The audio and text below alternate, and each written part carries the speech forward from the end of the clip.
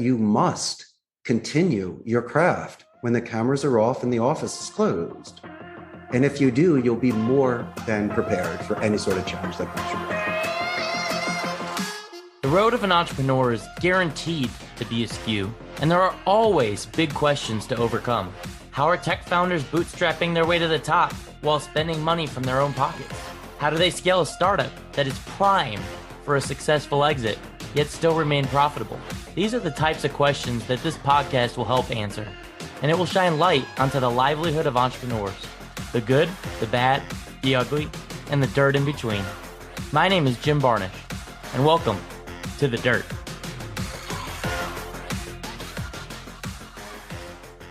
Joining me on The Dirt today is our first international guest, an American expat now living in Costa Rica. His operational background and his strong desire to serve others and build high-performing team are what really drive his purpose in this experience that we call life. In today's discussion, we're going to go real deep on how he started a company from scratch abroad and a few unique sales techniques that he has perfected over the years, training more than 10,000 sellers and dissecting nearly 1 million sales calls. Founder and CEO of CRCC, Richard Blank. Welcome to The Dirt. Great to be here today, Jim. Thank you so much for having me as your guest and sharing ideas with you and your audience. Absolutely. Absolutely. And, I gave a pretty surface level version of your background. And as everyone knows, we kind of dig beneath the surface here on The Dirt. So what is CRCC and what made you decide to start the company abroad in Costa Rica?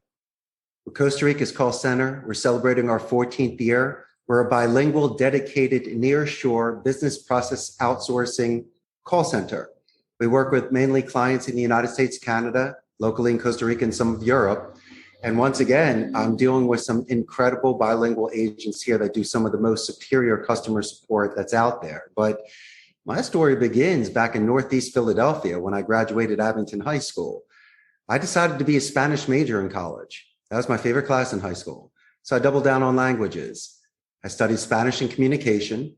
And when I had an opportunity at 27 to move to Costa Rica for just a couple months to work in my friend's call center, you and I realized that there's a 1 in a million opportunity, and I decided to take it. And after working with my friend for a couple of years, I learned the business from the inside and out. And in my mid-30s, I was mature enough, had impulse control and some cash. I decided to throw my hat in the ring, and here we are today. That's awesome. Yeah, I mean, so many founders, go through that bootstrap element, right? Like, when is the right time that I can start a business? How do I do it? And, what's really unique about what you've gone through is your decision was, let's do it abroad. What drove that? Like, what drove the decision to say, hey, forget the US, I'm going all the way to Costa Rica? My good friend, if you can get past your parents' guilt, you can live anywhere in the world. So that's number one. Number two, I just didn't jump into this. I loved Spanish. And so I spent my junior year abroad in Spain. So I had to master the language. I interned for Telemundo during college and got a job for the importers of Corona post-grad. So once again, I was prepared. And moving abroad, it was just once again an incredible opportunity. And I was going into a friend's call center to teach English. So there was a lot of less pressure, but I never really saw the inside of a call center before. What you see in the movies and calls you get at dinner, that really doesn't represent the majority of the industry. But I saw bilingual agents getting a return on investment of their education. I also saw the art of speech, because you and I spoke prior to this phone call that a lot of companies today are preferring omni-channel non-voice support, either through emails or chat, and the importance of a phone call. And so I saw the most incredible artists of speech that were conversing, converting, and getting very serious positive escalations and satisfaction scores from the clients. And I learned this from the inside and out, my friend. I didn't start off as a C-level exec. I was friends with the owner, but I was really sitting with thousands of agents, training thousands of agents. And I guess I learned what to do to enhance the experience. So after 4 years of really learning this business, I decided that I was prepared enough and mature enough to handle job stability, the responsibility of contracts and finances. And if I was ever going to throw my hat in the ring, this was my graduate school. This was the industry that I was almost made to take on. And it's very competitive. Most people burn out and don't last. So the fact that this gladiator not only survived the Coliseum, but grew to build my own Coliseum, it's really a testament. And so that's why I'm here today, is just to maybe break some stereotypes that people may have in regards to moving abroad, being a telemarketer, a CEO, and even a call center. There's a lot of things that can be done to fulfill needs and feed families and do the right thing. That's great. Did it just all of a sudden hit you one day? Because, obviously everyone's wondering, like, when do I start a business, right? Or did it, just kind of gradually turn into this business plan that you said, all right, now I'm ready? Great question. I was getting older. I was in my 30s, and I understood that I knew what my earnings potential was. And I saw that the call center industry could be exceptionally lucrative. So don't kid yourself. I started my business out of my home. My website went up October 4th of 2007, landed my first account February 6th of 2008, just one seat, 50 hours. So what I did was I was renting a turnkey station at a blended open center where there was no privacy, but they had the security, IT. It's just a glorified internet cafe. So I was able to pay the overhead, the taxes, the salaries, and make a margin off of that. And after doing that for a couple of years and building it to dozens of agents, I had enough resources to then rent a space, buy the equipment, buy the furniture, and build out a server room. I was there for about 6 years till I had enough money to then purchase and build a 3-floor building that can house 300 seats. And so it's slow and steady. Grandma told me if you can't do it in cash, you can't buy it. I saved enough acorns to weather any sort of winter. So there were a couple storms that I had to get through. And the most important thing, it wasn't about me, Jim. It was more about the job stability for these 150 agents that work with me, because obviously they take care of their family. And so that sort of responsibility I hold so sacred. So slow and steady, like the tortoise, not the hare, being very conservative. I enjoy myself. Obviously, I buy certain toys and I've gone out to sushi, but I also realize once again, by saving your money, you can give yourself peace of mind and be able to sleep at night.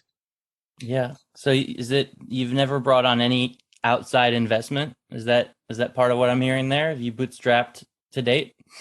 Absolutely not. I don't need a bad roommate. I don't need to pay interest. I don't need banks giving me pressure. Yeah. And as I said before, I don't need to prove anything. Unfortunately, I don't have a Rolex on my wrist. I could, just don't want to today. And so I was really more focusing on the run, on seeing how far and long this could go. And then at the end of the day, then you count your chips and you see how many meals you can eat. But until that time comes, I was completely 100% invested in being successful in this. And it's not that tough to be a C-level executive. You do have leverage. I know a lot of people want the importance of the position, the parking spot, the office, and having everyone, be very nice to you. But to me, really, my growth was about delegating responsibility. The only way that I could expand was to have faith in others and to give them certain duties in order to grow a company and to increase in their own self-confidence and self-reliance. And so you almost have to set yourself free in a sense. You can't be so possessive. If you do, you will never grow. Yeah.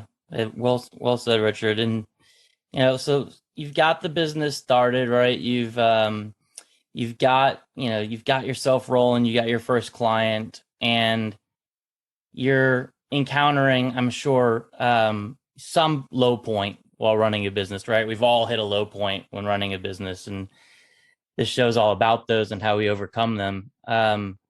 Was there any, really memorable time that you can think of as you were just getting started, new business abroad, that was your true low point?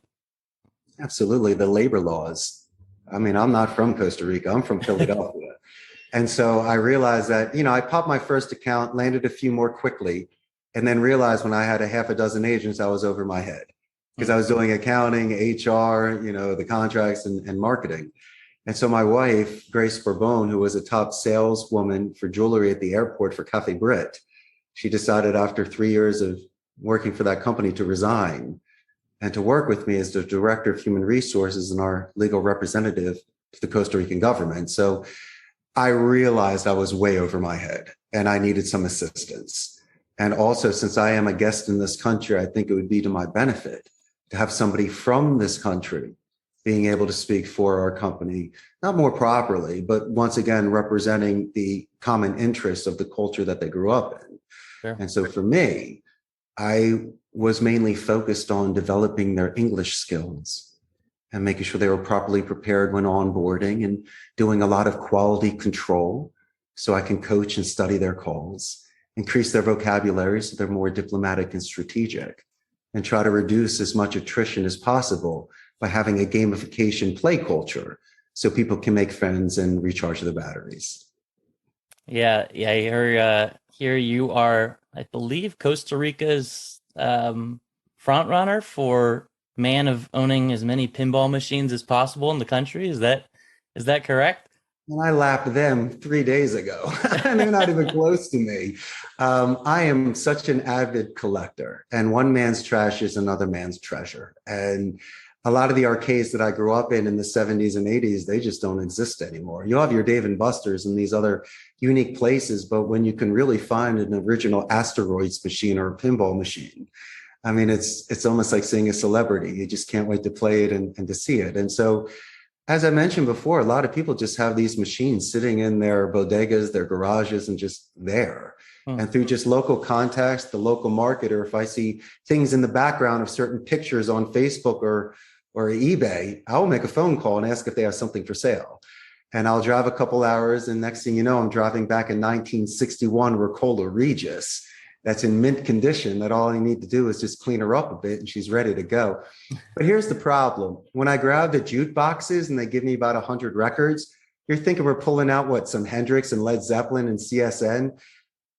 I'll bet you $100 you don't know a single name of any of these people on there. Julio Iglesias isn't even there. These are some rock stars from the 70s from Central America I've never heard of before. My agents love them. I got no clue. So I'm constantly switching them out with like my INXS and my other records and seeing what I could do. But it's a lot of fun. And you would enjoy treasure hunting with me down here. Yeah, that's incredible. I actually just came back from Europe. I was away for about a month, and it was incredible to see some of the cultural jukeboxes out there and how I rarely knew there was like there was at least a few songs in every single one that I knew, but some of the songs that I had never heard of that were so in tune with the local people there were just so much better than anything that we could have put on. Was it digital or was it the old machines that you It was the old machine. No, it was the old machines. It was, yeah, there was one especially in Majorca, Spain, in Old Town in Majorca that was just incredible. But anyways, we'll have to talk about that another time. That could be a whole episode probably. So I'm sure the audience is waiting for this question since it was in the intro, but how the hell did you manage to train more than 10,000 sellers and dissect over 1 million or almost 1 million sales calls? I've been in this industry since August 15th of 2000 at my friend's call center. He had thousands of agents. So just being there for over 4 years, I was able to train at least half that amount, 5,000 people. And then in the course of my 14 years in business, I've had so many people that were in this center. I've also been able to capture their calls. At a call center, we record every single call. So I don't sit back and listen to 1 million phone calls. What we do is we have a department that grades your calls on metrics and KPIs, key performance indicators, but I focus more on soft skills. I'd like to know how many times they use a name and a pronoun, positive escalation, clarification, rebuttals, and military alphabet, just simple things like that.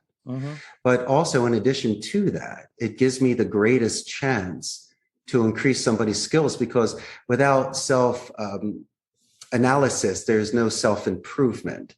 And a mirror is the perfect way for someone not to be able to spin it. I mean, look at our beards. They're perfect, right? Without a mirror, we'd be in big trouble. Well, yours isn't. When someone listens to their own voice, they'll look at me and they'll know if they're too fast, too slow, if they interrupted, if they missed their mark.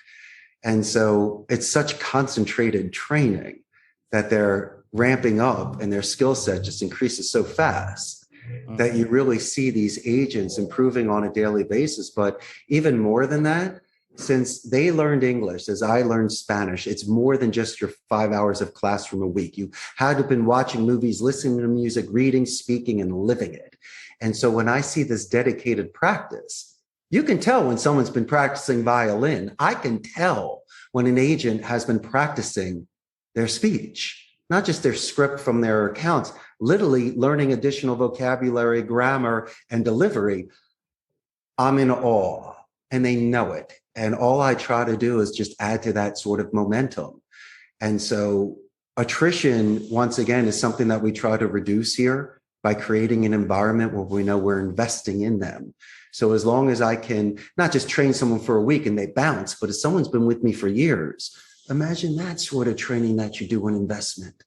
And these are the ones that usually become supervisors, trainers, floor managers.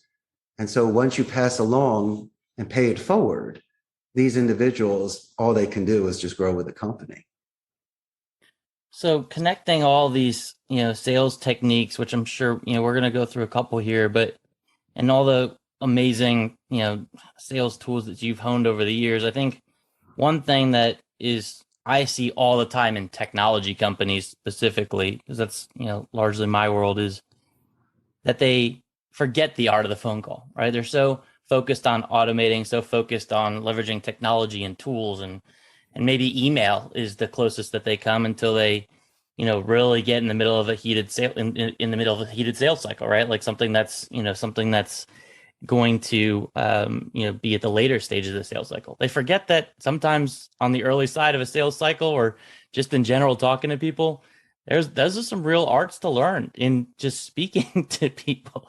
And I feel like in many generations in general have just kind of lost the art of the phone call. So as you're building your teams, and as you're looking at your world, and as you're obviously, honing these sales techniques for not only yourself, but them, talk to me about some of the things that the tools or the resources that you use, and how you're able to really get that training across the line, and make them realize how important it is to master the art of the phone call. Wonderful. Let's first address speech to non-voice. I believe if you have a client on a phone call, Jim, it's very easy, once again, to retain that client. Also to get an upsell. There's a better chance of getting a referral. And in a mature business way, worst case scenario, an exit interview, you will find out areas in which you may have been able to improve, or what your competition did in order to earn their business. So that's reducing that. A lot of people just aren't going to take the time to write that out. Now, if people are deciding to make a phone call, or let's just say you were also mentioning sending an email, let me address that as well. Take a little bit of extra time to do some due diligence to custom make it. Look at a LinkedIn or a website. And because just that extra 30 seconds, you can land an anniversary, a promotion, something in a company culture. So it's not just an email template. You almost, like Mad Libs back in the day, you can almost custom make what you're doing there to at least get their attention. You mentioned my machines. All someone needs to do is mention pinball. I'll read your entire email and I'll take your call. Those are the sort of keys to be able to get to the heart of certain CEOs. Now, let's say someone wants to make an outbound prospecting call. I'd love to be able to walk you through a couple steps. If somebody wants to make prospecting calls, I can teach this to you. And these are things that will not compromise ethics, values, or more. It's quite simple, but just follow me here for just a couple minutes, because I'm going to move real quick with your audience. Yeah. I always believe that the average attention span, Jim, is between 30 seconds to 2 minutes. It's just like drinking, breathing, or eating. It's just a sort of rotation that we have. And also, in addition, every conversation has an introduction, a body, and a conclusion.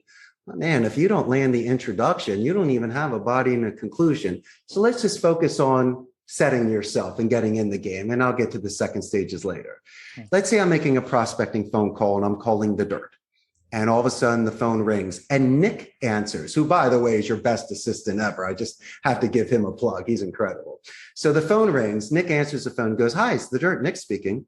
The first thing I would do is use my anonymity. I'd say, "Hey, how's the dirt doing today?" And of course, Nick's doing well and the dirt's doing well. So he's going to say, "We're doing great." Naturally, I said it better than he did, used my anonymity. not for the whole call. That's shady. Just in the beginning for your first impression. Then Nick is going to say to me, what is your name?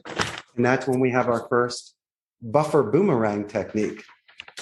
Not saying Nick's tone is negative, but a lot of the times people will have a negative tone. For argument's sake, let's just say Nick's tone is a -2 negative. And I would say, hey, Nick, that's an excellent question. My name is Richard Blank. Nick, so I captured it, I buffered it. I used a name drop. I said, that's an excellent question. Repeated the question for active listening and sent it back as a positive +2. Nick, that's an excellent question. My name is Richard Blank. So he likes me. He's going to transfer the call over to you, Jim. So I'm going to say, before you transfer the call, Nick, I have to let you know you did an excellent job, and I'm going to let Jim know this. That's a positive escalation. I can give the gift. I give the momentum.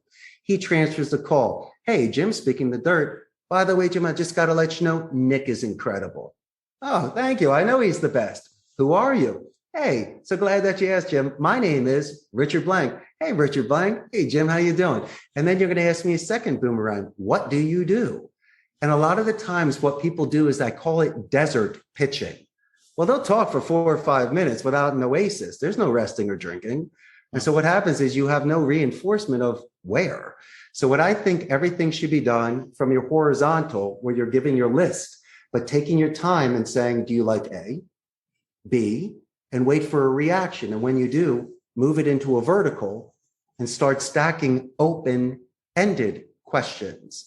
Because I know what I know. I need to know what you know. So take your time when you're doing a list. You like A, figure out the other ones, and then stack it.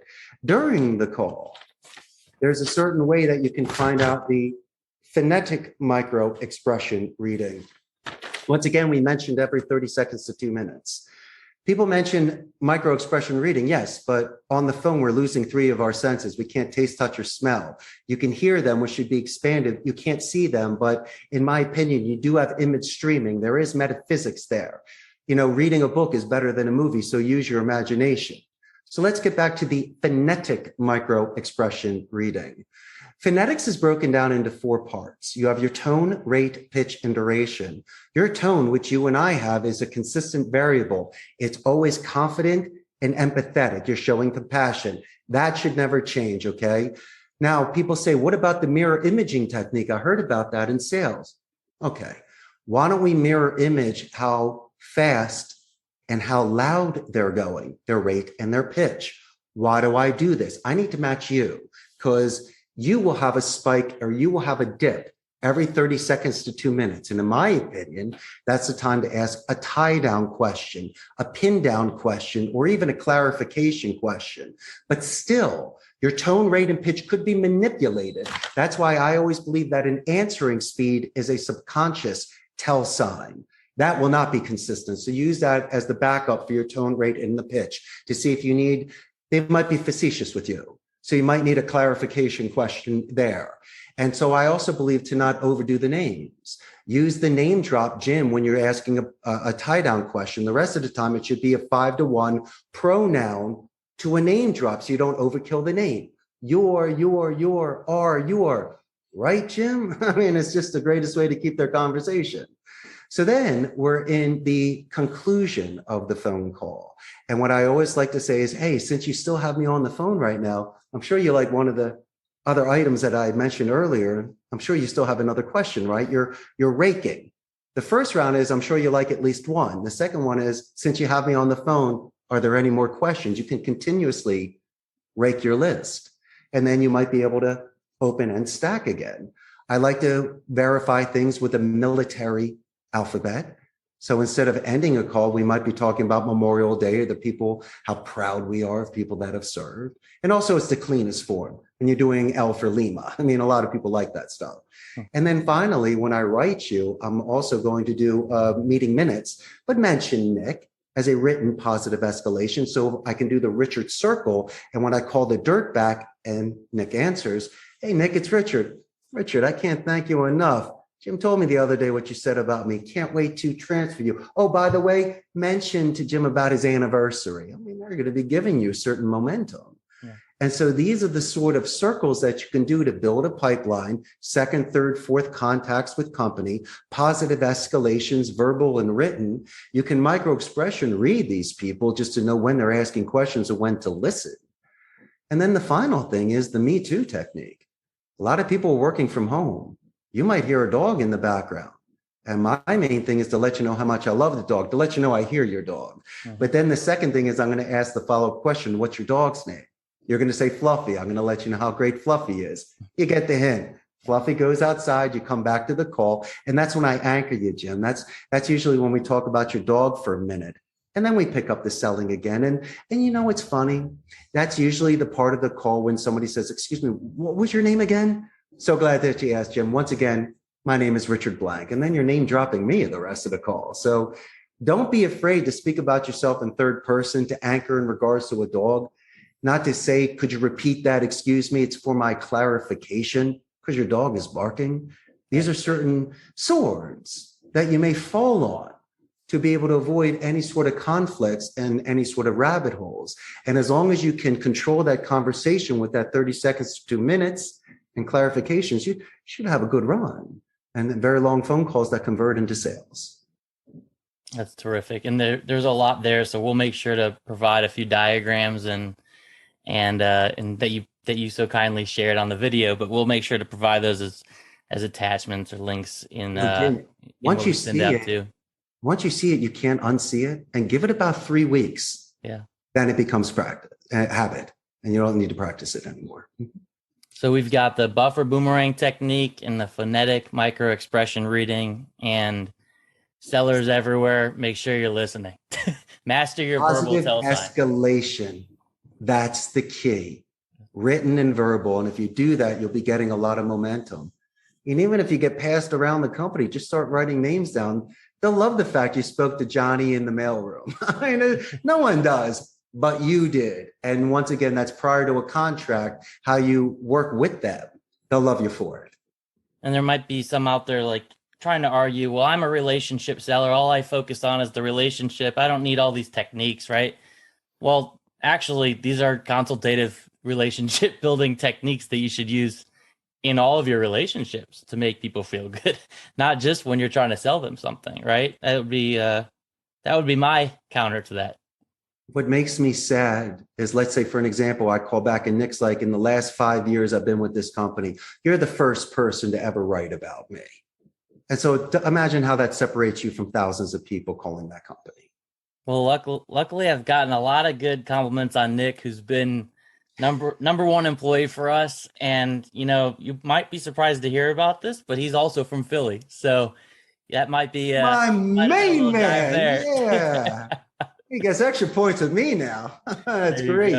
There you go. Well, Harrisburg, but still close enough. He's a Philly Eagles fan, that's for sure. He'll let you know.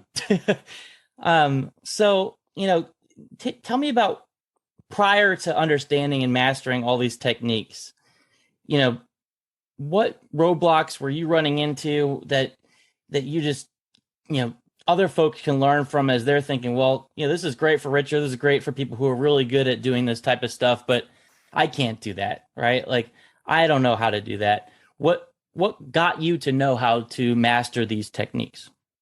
I was getting bored. It was monotonous. I was becoming plastic and commercialized and just flipping lists and doing my speech. Mm-hmm. And I realized that if you make every single phone call like a painting and you can make it a unique experience, it would be great. But another thing I wanted to juggle with was vocabulary. So I really emphasized the thesaurus, so you can expand on your similes and you can really, once again, properly express yourself with some killer vocabulary that really, you know, makes the moment. And for me, it wasn't really more of a manipulation. I was just seeing if I could ride this wave before I either get hung up on or someone says, stop calling. And I realized little by little, calls were lasting longer and I was getting more business. And a lot of people were reading self-help books or they were finding shortcuts. And all I was doing was talking about Nick and your dog and other things. And next thing you know, I'm on the phone for 10 minutes signing up contracts. And so they wanted to know what my secret was, and there really isn't any secret. It's a lot of active listening, a lot of the times repeating what the people say so they don't have to repeat it to show that you understand it. Actually being sincerely interested in their life or in their home that they're selling, or if they're moving, or a new job, or their family, and maybe even relating a little bit about yourself, where you can loosen your tie and just talk for a second. Because I think when people are too stiff and they hedge, they're hedging, where a lot of their answers are okays and ums and ahs. That's not a good answer. You're being lazy speech. I think a lot of the time is more engagement. It's a give and take. It's a beautiful dance of words. And as long as you can focus, and as I mentioned, 30 seconds to 2 minutes, because it's very difficult to focus for 20 minutes. But if you can take it round per round, your turn, my turn. And while someone is speaking, why don't you take advantage of the 4 and 4 technique? In 4, hold 4, out 4, hold 4 with your breathing, because you're not speaking. It's going to lower, it's going to set you back, and it's going to prepare you. You'll get your nice little degree in there. And these are the sort of things, I mean, boxers say that the number one thing is their breathing. It's not the punching, it's really their body in sync. And you don't want to overextend or not speak enough. And if you're cross talking or interrupting, that's your fault, because you still don't know their pattern or pace yet. And so if you look at it as an art, if you study on the television, non-sight, listening to it without voices, just watching people and combine, or you're looking at other channels where, let's say for me, Chinese, where I don't even understand the language at all, I can almost study their rate and their pitch and try to understand the core of phonetics and relationship building. So you're really paying attention and working that muscle memory. If you don't love it, you can't embrace it. You'll be bored with it. But if you practice speech and practice listening, expand your vocabulary and listen to old speeches, or even just watch certain contents where there is no aggression or vulgarity, and it's just real beautiful, clean speech, you might get a phrase out of it that you can borrow and use with your own delivery. Not saying you need to be original content, but there might be some people with some amazing verses that inspire you that might be appropriate to your own person and your own character. Because I can't really speak Queen's English, but there have been some rhetoric that Basil Rathbone used to say, or the BBC, that I will take and go, I have to use that. I mean, that's an amazing comeback. And so you should be constantly building on that craft. I love that. I mean, wise words there. One thing I'll just say, just to connect that again to the world of tech, since most of our listeners are tech founders, you know, we've got these programs that are often instituted called SDR programs or BDR programs, sales development rep, business development rep, right? And in many companies, I've seen that role looked down on, right? As if the BDR or the SDR are, you know, because they're on the front end of the sales cycle and doing so much of the work, you know, this lower level role that works for the salespeople, right? But in high performing organizations, that role is a partner to the account executives, to the salespeople that they're working with on the middle and end of the sales cycle. And when it works right, when it's predictable or programmatic, if you will, just as you're giving techniques here that are programmatic, it is an incredible thing to witness, because you've got a team working in unison. You know, as you are training people and getting your roles run up and getting these skills mastered in your world, is there any example like that you have of, you know, teams finally being able to work together in unison and knowing that everyone is not a low level role, they are all meaningful roles in the company that allows for really high performing organization? Sure. You really are asking the best questions, and I got to give you credit. Excellent interview today. Well, you're giving the best answers, so there you go. Here we go. I believe in synergy. I believe in the buddy technique. If you and I go to the gym together, you know, you and I are pumping out a couple more reps and putting on a couple more plates on the bar. And so I've seen two things. With technology, I've been able to survive COVID because of virtual agents through the VPN, their system, fine, so be it. But when people are on site, there's a huge difference because this is a vocal community. And so when you're sitting next to someone that's on an amazing phone call, you're feeding off of that energy, you're listening to that call, they're pacing you to make your call. And so, as I mentioned before, you could almost see when you're looking at a floor of 200 people, there might be a quarter of them standing up that are just in a zone, that are just pitching and talking, and no one's teasing or laughing. It's not like the one kid that you're goofing on because they're trying too hard. No, each person is striving to get that sort of zen, that sort of balance, that sort of rhythm. It's one of the most amazing things ever. It's like a guy that can't miss a 3-point shot.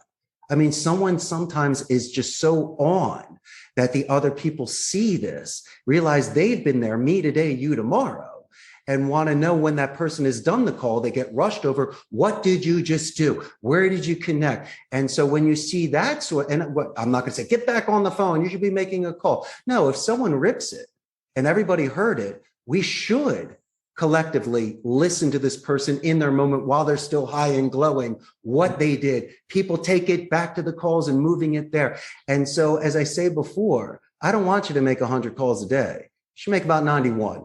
Because I want you to do a little more due diligence. I want to high five Jim when he gets off a call. I want to be able to collectively take a breather after you've done that call. You should put some water on your face and say, "Go on, champ, what'd you just do?"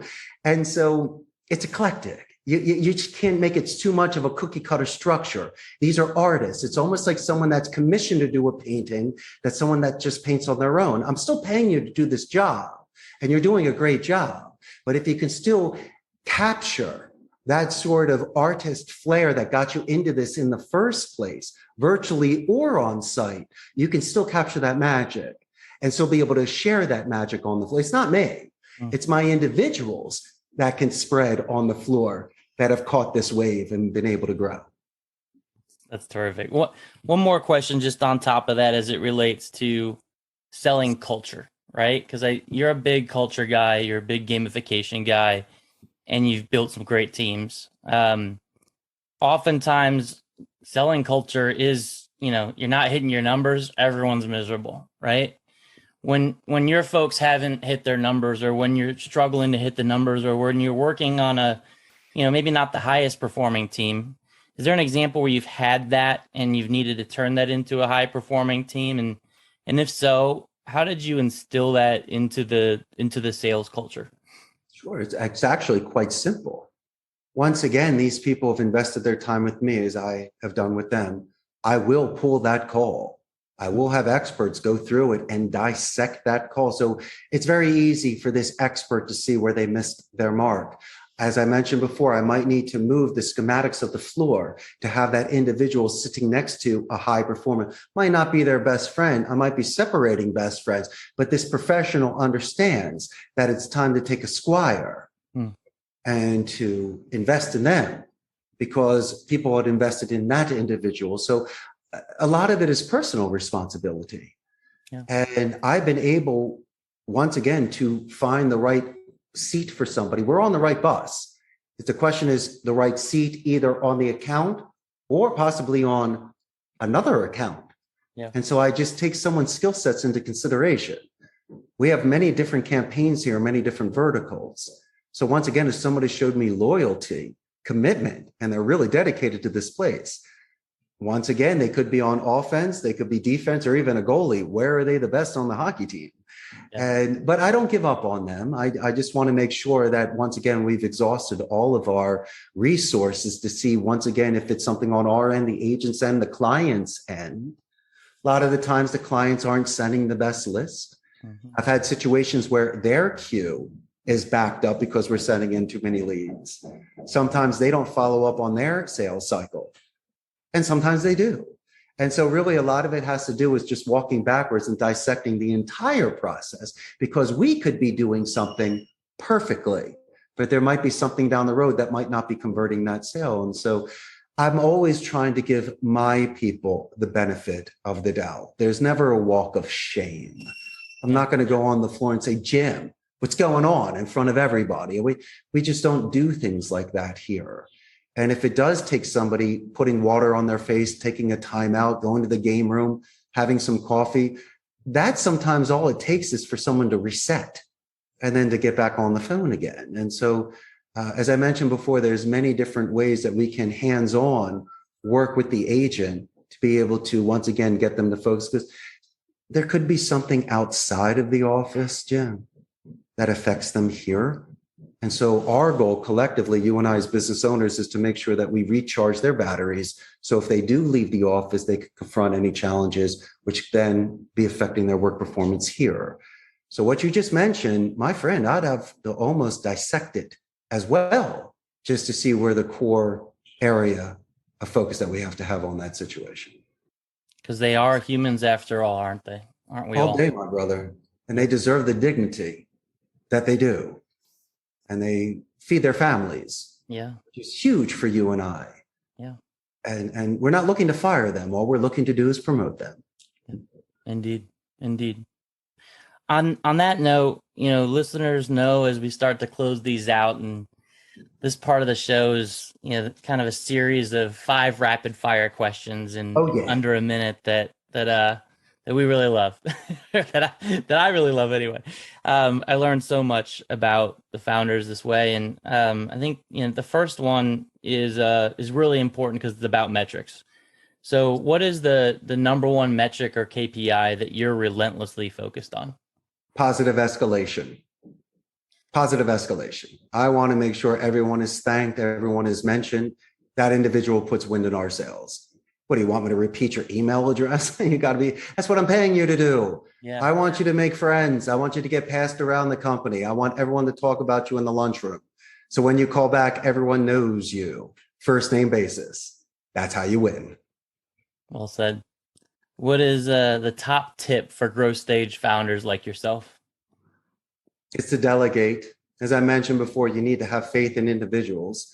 Just don't hand it off to a hotshot superstar that walks in your office. I only promote from within. Somebody needs to earn their stripes. Somebody needs to earn the respect of the others in order to grow at a company. Awesome. What's the favorite book or podcast or just general piece of content that's helped you grow? You asked how interesting it was for me to move abroad as an expat. Well, when I lived in Spain in 1993, before I traveled for my Christmas break, I didn't go home. I traveled for 2 months. A very good friend of mine in Spain handed me a book, a 1933 Harvey Allen Anthony Adverse, 1,234 pages. I read it over Christmas break. And this was an adventure of a man in the 18th century that was a dreamer, that was a romantic, and also was an expat as well out of Italy. And so to me, I was almost living that 18th century life in a sense. Very cool. Here's a fun one. What actor would play you in a movie? If I were English, I would have chosen Basil Rathbone. I wish I could have chosen Pierce Brosnan as Remington Steele, but I don't have an accent. So I have to choose a North American accent. It will be Templeton Peck, which was the face man, actor Dirk Benedict from the A-Team, and also Starbuck from Battlestar Galactica. I would love for him to have played me in a movie. I'm going to need to Google that one. He was the smoothest back in the day. All right, last one in the Founder 5. What is going to be the title of your autobiography? If you can get past your parents' guilt, you can live anywhere in the world. Amen to that, brother. Wow. I feel that one. All right. And, you've given us so much to our listeners today, Richard. So, we always allow a time for just a little bit of self-promotion since you've been so giving for how others might help you. How can those listening help you? Well, that's wonderful. As your audience sees, I have no seminar or a book or anything to sell today. It was my friend and I spending time together and sharing ideas. And so if anything or nothing, you're just looking at a professional businessman that invests his time wisely today to put wind back in the dirt sails. But if anybody would like to get in touch with me, they can buy a plane ticket and fly to Costa Rica and come visit me. That's number one. If you want to give me a call, 888-271-6750. You can send me an email at ceo@costaricascallcenter.com. But here's the best part. I got a huge Facebook fan page, 98,000 local Costa Rican ticos, and it will really give you a pulse on the BPO industry here in Central America. They can't wait to meet you and the dirt. But also, if anyone's interested in learning about Costa Rica, we are north of Panama, south of Nicaragua, the only democratic society in Central America. No standing army, so they put all of that money back into education. We have a 95% literacy rate. We have the most neutral accent of Latin America, and we have some of the best eco-tourism in the world. People come down here for the waterfalls, beaches, and volcanoes, the monkeys, iguanas, and butterflies. And it's just a beautiful time. And I've had the best 22 years living here. And so anybody that wants to come visit, I have tons of suggestions for you. Terrific. I may be one of those. We'll do our second podcast down here. Oh man, that would be a treat. Just doing it in the rainforest, even that would be incredible. You would love it, man. Some people really lose themselves here. As I mentioned before, there's certain things in the United States, my friend, that people hold to such high esteem, and I'm cool with that. And I think it's great. But once I moved abroad, really it was about shedding skin. All the things that were important in Philadelphia really didn't mean that much here.